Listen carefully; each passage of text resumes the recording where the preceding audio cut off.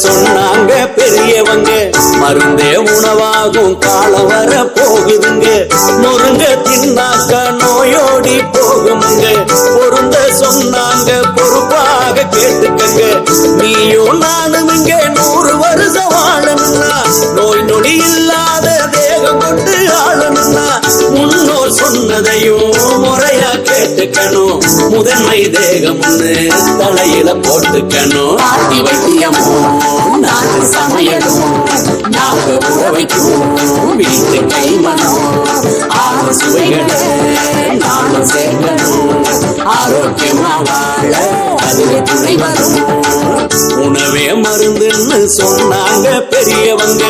மருந்தே உணவாகும் காலம் வர போகுதுங்க.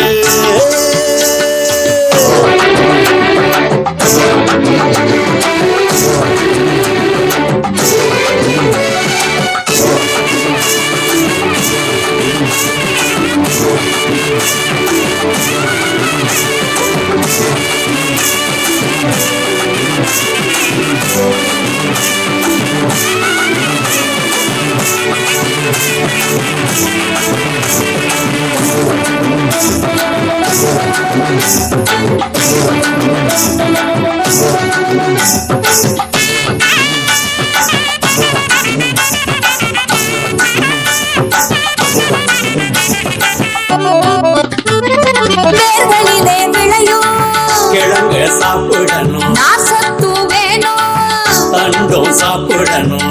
100 விதமான கீரை வகை இருக்கு. நாளும் ஒதுக்காம தின்னா பயன் இருக்கு. வெள்ள சக்கரையே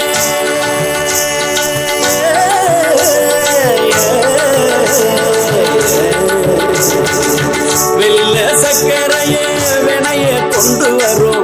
வீட்டு சமையலுமே சத்து தரும். செரிக்கும்படியா பசிக்கும்படியா உணவு இருக்கணும். ஒரு பருக்க கூட வீண் இல்லாம உண்டு பழகணும். ஆட்டி வைத்தியமும் நாட்டு சமையலும் நாக்கு உறவைக்கும் வீட்டு கைமனும் ஆறு சுவைகளை நானும் சேர்க்கணும்.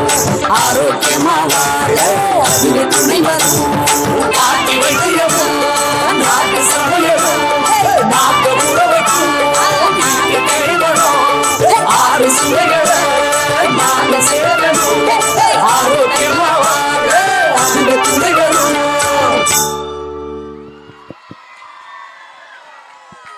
நொறுங்கத்தினால் நோய் நொடி போகும்னு சொல்லி சென்ற மாணவிகளுக்கு நன்றிகள்.